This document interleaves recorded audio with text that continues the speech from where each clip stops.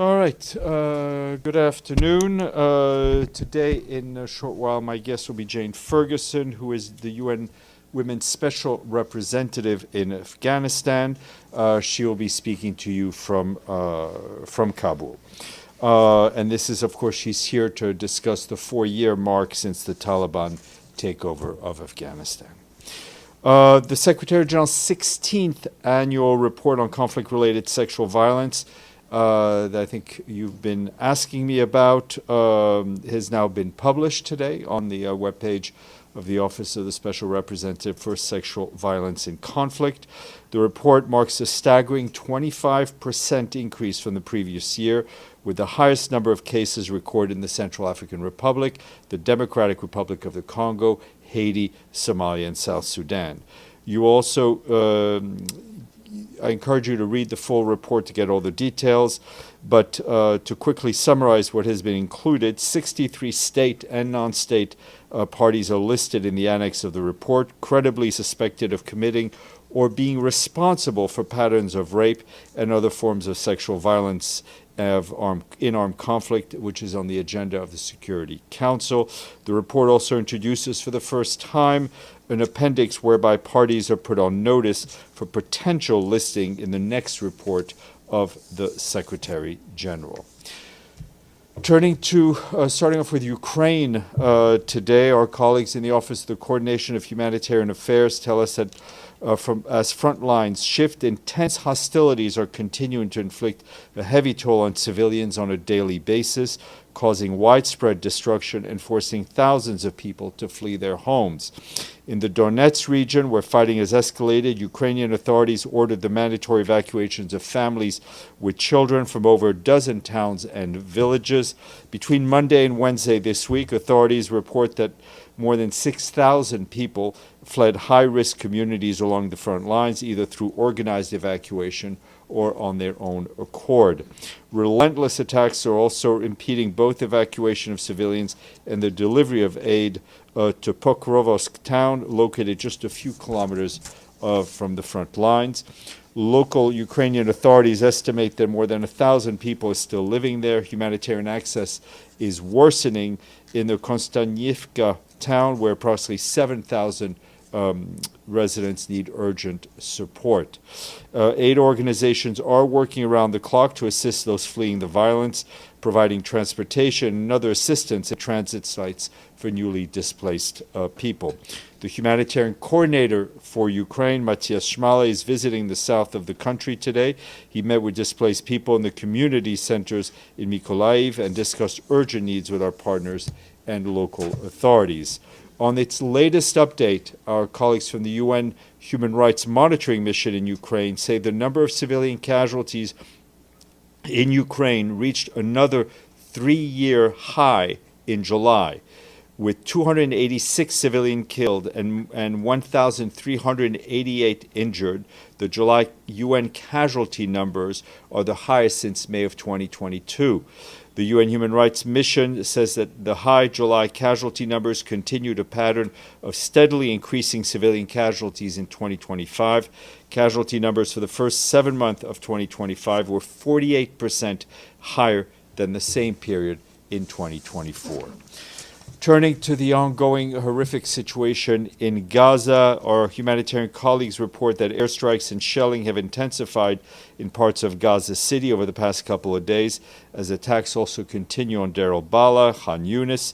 Strikes are hitting residential buildings and tents housing displaced people, resulting in a high number of casualties. And as a reminder, if the Israeli ground operation in Gaza City moves ahead, thousands of families already in appalling humanitarian conditions could be pushed over the edge even further. With 86% of the Strip now in Israeli militarized zones or under displacement order, aid groups lack the access and supplies to address the dire humanitarian situation at the scale that is required. Any further loss of space, more mass displacement orders, or intensified attacks in populated areas could have devastating consequences. As a reminder, the Israeli ban on the entry of shelter material has also been in effect for over 5 months now.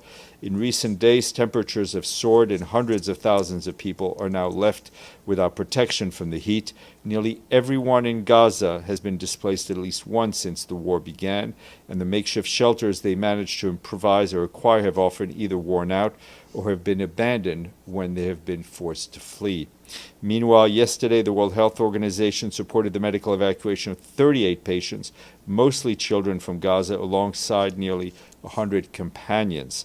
We reiterate our call for a ceasefire, the unconditional and immediate release of all hostages still being held in Gaza, and the unimpeded humanitarian access for us and all our partners.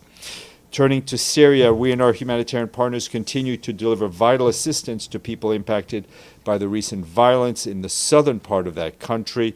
In the governorates of Sueda, Dara, and rural Damascus, UN agencies and their partners are supporting both people who fled and have been displaced and the communities that are hosting those people. Between August 5th and yesterday, we supported 4 aid convoys through the Syrian Arab Red Crescent, which yesterday delivered critical assistance to Sueda, including food, hygiene kits, medical supplies, and fuel to access to restore water pumps.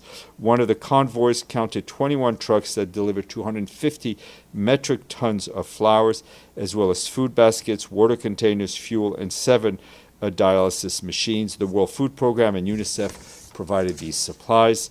But of course, more support is urgently needed. More than 190,000 people were displaced by the recent violence, which has also disrupted basic services and commercial supplies. Over the past week, 920 families have left Sueda Governorate, with some 370 families returned, according to the Syrian Civil Defense Organization. Our humanitarian colleagues also warn that the ongoing insecurity and sporadic violence continue to impede better humanitarian access to Sueda. Just last week, a Syrian Arab Red Crescent convoy came under fire in Dara Governorate.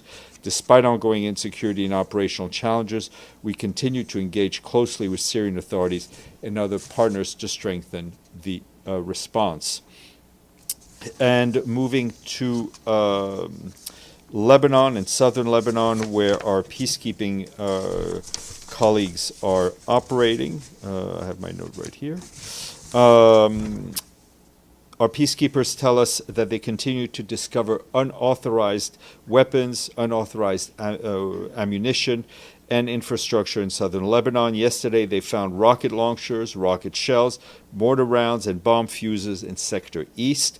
On Tuesday, the peacekeepers observed a tunnel in Sector West with rocket launchers and mortar shells inside. These were referred to the Lebanese armed forces as per standard practice. In addition, UNIFIL observed continued Israeli Defense Forces military activities in the area of operations, including airstrikes in Sector West and artillery shelling from the south of the Blue Line with points of impact in Sector East. That took place yesterday.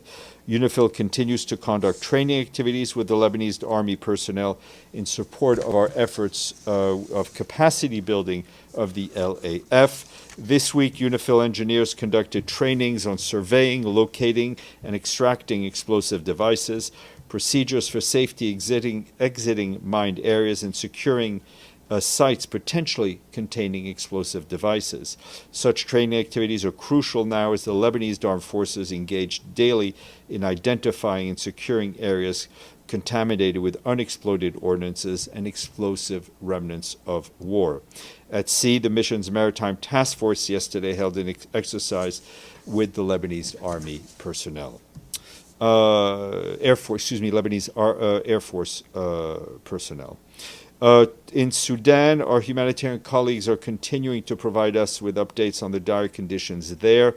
We're extremely alarmed by the continued rapid spread of cholera in different parts of the country, especially in the Darfur region. In the past week alone, our health partners recorded 40 cholera-related deaths in the region. Treatments to more than 2,300 patients have been provided by our partners at facilities run by the Ministry of Health. But in Tawila, the cholera treatment centers have been overwhelmed. As you well know, in Tawila, hundreds of thousands of people are hosted after fleeing hostilities in and around El Fasher and Darfur State.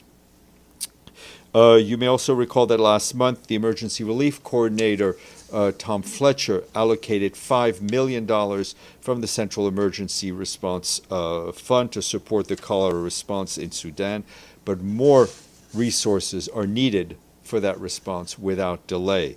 Humanitarian partners need 50 million United States dollars to sustain their cholera operations through the end of 2025. Meanwhile, active fighting, insecurity, and bureaucratic impediments continue to block or delay our access to areas impacted by famine and other locations in acute need. El Fasher in North Darfur remains besieged and cut off from humanitarian support. Humanitarian access is also constrained in the Kordofan region, where fighting persists along key supply routes. The closure of these routes has severely disrupted the delivery of vital goods and worsened economic conditions, triggering displacement and a worsening of the humanitarian situation. As nutrition needs deepen, the humanitarian community is responding wherever it can. In East Darfur, to identify acute cases or refer children for treatment, our partners, supported by UNICEF, screened 32,000 children under the age of 5 for malnutrition last month alone. A similar effort in June reached 15,000 children. We continue to reiterate that all parties engaged in this conflict must adhere to their obligations under international law, under international humanitarian law, including facilitating the unimpeded humanitarian access and protecting civilians from harm. And a quick update from Myanmar, where the situation there is not any better. The country continues to grapple with repeated shocks, including devastating conflict, flooding, and other disasters that have stripped millions of people in Myanmar of their homes, their shelter, their livelihoods, and sense of safety. Conflict between the Myanmar armed forces and various non-state armed groups continue to force civilians to flee their homes, exposing them to serious harm and protection risks. Since early July, heavy rains have also triggered widespread flooding and landslides, displacing families and damaging homes, roads, and other critical infrastructure. We, along with our humanitarian partners, have reached nearly 1.3 million people impacted by the earthquake that took place on March 28th of this year. However, underfunding continues to hamper our response. Funding cuts have forced reduction across all sectors of the humanitarian response in Myanmar, leaving vulnerable people desperate and dangerous situations and even more vulnerable. Myanmar remains one of the world's most underfunded humanitarian operations. We have $136 million in the bank, but we need $1.1 billion for this year's appeal. That's just, so we've only gotten about 12%. We call on all donors to step up their funding. And I'll end, unfortunately, with a tragic note from the Eastern Mediterranean, and I can tell you that we join our colleagues at IOM and UNHCR in expressing our deep sadness by the capsizing of a boat that occurred yesterday off the coast of Lampedusa, in the central Mediterranean, of Lampedusa in Italy, in which at least 35 people are feared dead or missing, including children. According to the information gathered by our colleagues from the 60 survivors that were brought to safety in Lampedusa, about 95 people had departed from Zawiya in Libya on 2 boats. One of the boats began taking on water and all passengers were transferred to the other, which was a fiberglass boat, which later capsized due to overcrowding. Reported nationalities on board were Egyptians, Somalis, Sudanese, and Pakistanis. Filippo Grandi, our High Commissioner for Refugees, pointed out that over 700 refugees and migrants have now died to date in the central Mediterranean. And that is, that's just the deaths that were recorded. No doubt there are many more.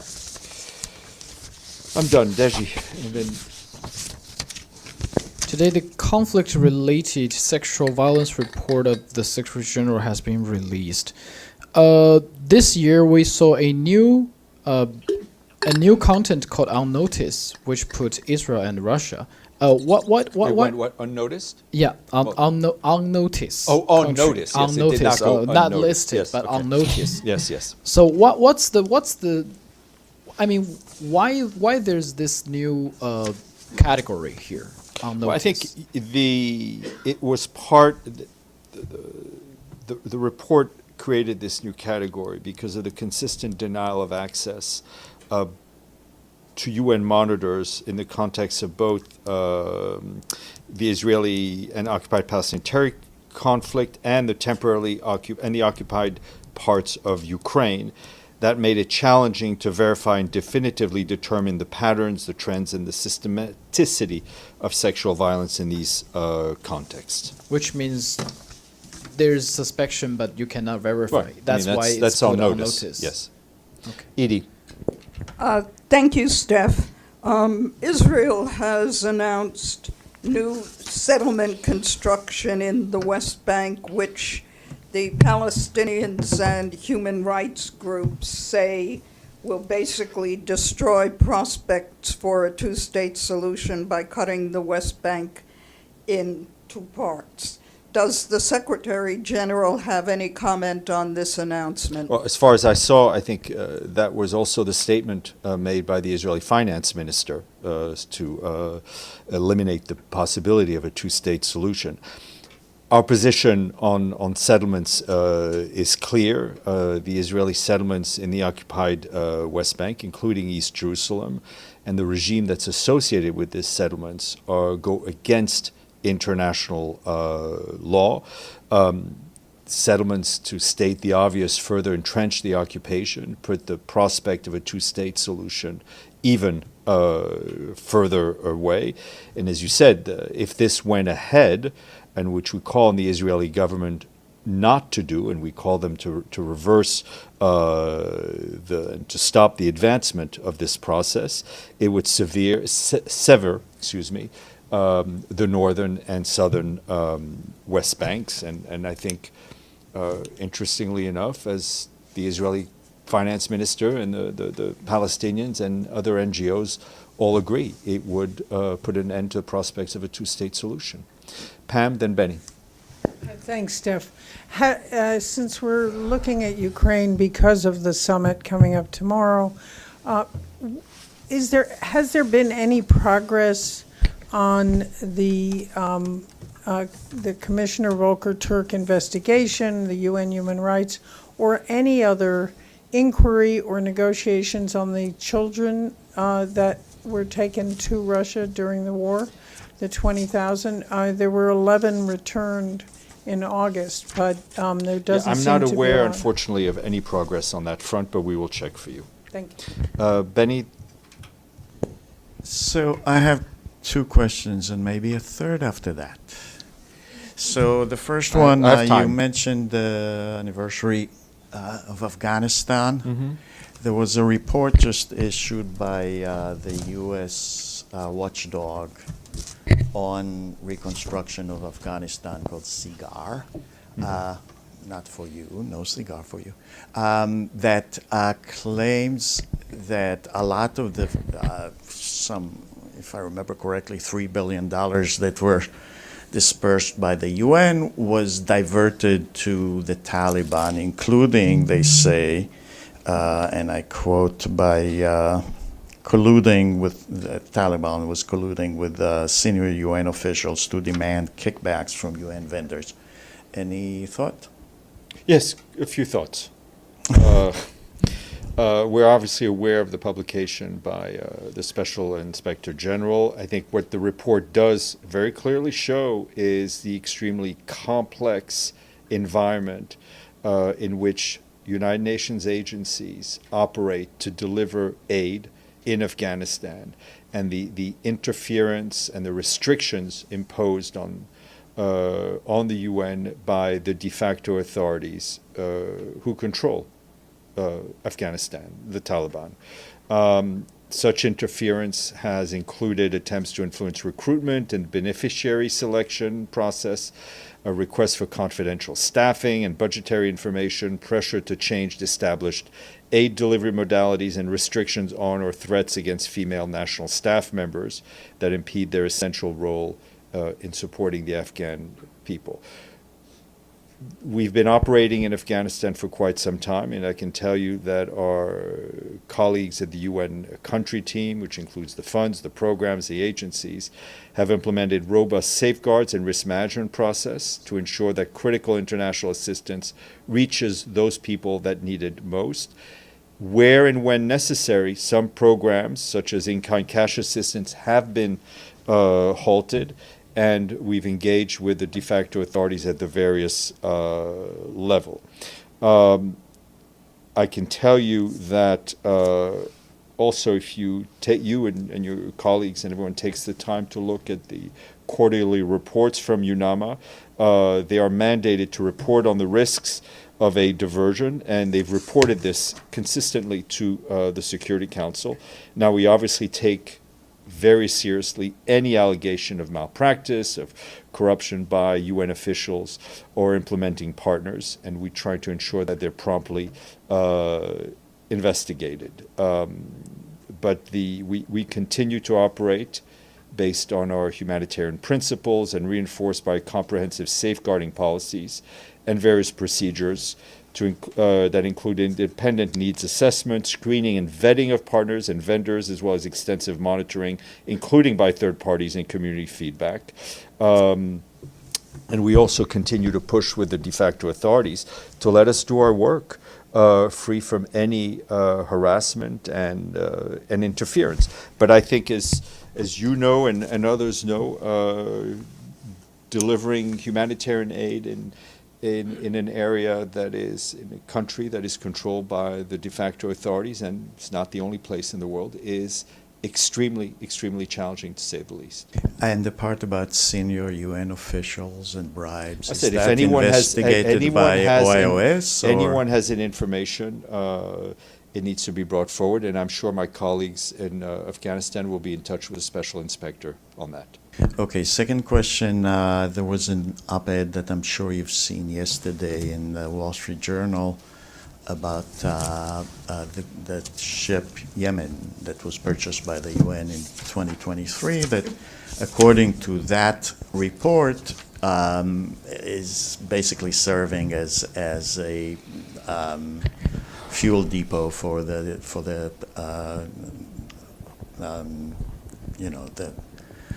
local people, as we call the Houthis. De facto authorities. De facto authorities, right? Again, a challenging place. I'm aware of the op-ed that was published in the Wall Street Journal. It's not the first. They're not the first to have reported on this. What is important to note that the UN does not own the tanker, the Yemen tanker. It was transferred from the UN to the what's called the Safar Exploration Production Operation Company as part of the project to remove the oil from the Safar. I mean, if you'll recall, we had been talking for years and years about the risks that the Safar posed as it was decomposing with huge amount of oil on board. Our colleagues at UNDP managed a very delicate operation, which I think saved the Red Sea and all those who live and depend on the Red Sea from an environmental catastrophe.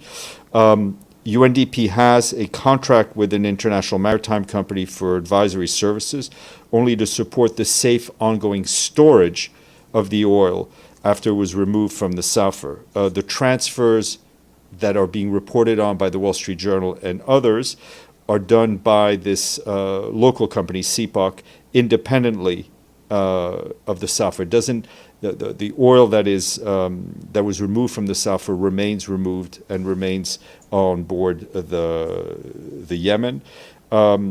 I can tell you that as a matter of due diligence in the advisory capacity on each occasion, UNDP has strongly objected to CPOC, which owns the vessel, both verbally and in writing, and requested that these transfers cease immediately. UNDP has no knowledge of the origins or destination of the vessels involved in these transfers. And a third question quickly. In a letter you sent, not you, Secretary General, which is I know him. Yeah, Mini-me. Yeah. Sent to the Israeli ambassador in advance of the publication of that report. he wrote that the report is based on information verified by the United Nations. You just said that, that it's the United Nations can't investigate. I mean, so how was it verified? It verified in terms of what was in the narrative of the report. Obviously, the information that was gathered by Ms. Patton's office led them to put them on notice, and as well as other parties in different conflicts. Because there was a very celebrated case in State Teman detention center that was that is still pending actually in Israeli courts. In other words, what I'm trying to say is Israeli courts are investigating any allegations of sexual impropriety. And we've noted so we've why noted that do we publicly need from the here. UN for that? Well, it's the mandate. It's a mandate given to the Secretary General by the Security Council. No, why do we need UN access if there is? UN can go to Israeli courts. The special and find out. representative has a mandate given to her by the Security Council to investigate these things. Lenka, you've been very patient. Then Gabriel, you've also been very patient. Everybody's very patient. Thank you, Steph. Regarding tomorrow's summit, President Trump said he will be focused on a peace deal more than on immediate ceasefire. And he said that the rate of success for this meeting should be around 75%. What are the expectations of the Secretary General? Is he hopeful that it will lead to success? Thank you. Look, we're not in the betting game. We've seen a lot of commentary in advance of the summit. I think we do welcome the dialogue at the highest level between these two permanent members of the Security Council, and a lot of issues on the agenda. Our position regarding the war in Ukraine remains the same, that we want an immediate, full, and unconditional ceasefire as a first step towards finding a just and sustainable and comprehensive peace, one that upholds Ukraine's sovereignty, its territorial integrity and independence, with an internationally recognized border and in line with the UN Charter, international law, and all relevant UN resolutions. We'll obviously be watching what happens, and we'll watching what comes out of it. Gabriel. Thanks, Steph. I have several follow-ups, but I know you have a guest waiting, or we have a guest waiting, so I'll try to be as succinct as possible. Follow-up to Edie's question on the illegal settlements. I took note of your comments, and it was very clear. However, would you acknowledge that this isn't just any illegal settlement? This is the highly controversial E1 that's been on hold since 2005 due to international pressure because, as Edie noted, it would divide East Jerusalem and the occupied West Bank. This could potentially end any contiguous Palestinian state. Does the Secretary acknowledge that? I said it, and I said exactly that this is you're right, this is not any other expansion of a settlement. And as I just told Edie, I think you look at the statements coming out from people on both sides of this issue, they all say the same thing, that this may very well drive a stake through the prospect of a two-state solution. And on the sexual violence report, clearly nobody wants to be added to the annex of this report. The Secretary General decided to include Hamas in the annex. Anyone can read the report to get the reasons. Israel, of course, only in the appendix. Did the Secretary General bow to Israeli pressure? No. Sinan. Thank you, Steph. I have also a few questions. I will be happy if you can stay with me. First, I can't leave. I have no choice. The UN Syria Commission of Inquiry today published a report regarding deadly violence in Syria's other white majority coastal areas in March, and the report says the violence led to 1,400 dead, and it was a systematic and likely amount to war crime.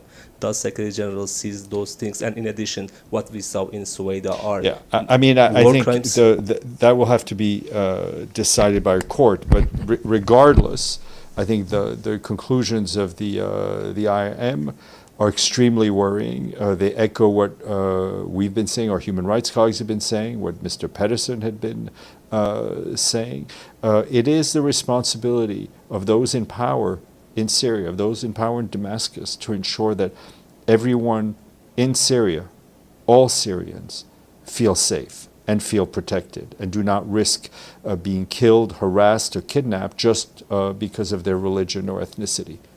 And, Yes, ma'am, please. So in terms of tomorrow's summit, and the U.S. and Russia is meeting without Ukraine being presented, and it is said that there are some deals gonna be made in terms of the future of Ukraine. What would be the UN's position and attitude? I don't want. Let's not comment on something that has yet to happen. We have said, and I think, and I use here the royal we, I said, I think earlier this week, one of your colleagues asked, that as a matter of principle, when you're trying to settle any conflict, if you want a just and sustainable peace, it's helpful to have all the parties of the conflict at the table, the same table.